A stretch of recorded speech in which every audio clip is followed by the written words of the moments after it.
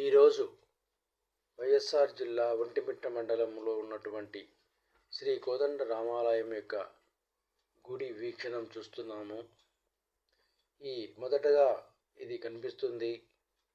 తర్వాత అక్కడి నుండి ఒకప్పుడు వాటిని గుర్రపు శాలలుగా పిలిచేవారట. ఈ కనిపించేదంతా కూడా గుర్రాలను అక్కడ కట్టేసేవారని చెప్పేవారు. ఇదంతా కూడా పార్కు ప్రాంగణము. వచ్చిన యాత్రికులు అక్కడ సేద తీరుతారు.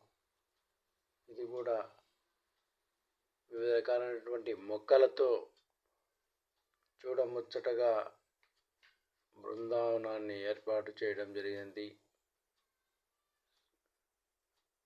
చుట్టూ ఫినిషింగ్ వేయడం జరిగింది. ఇక్కడ మనకు కనిపిస్తున్నది ముఖద్వారము. గుడిలోకి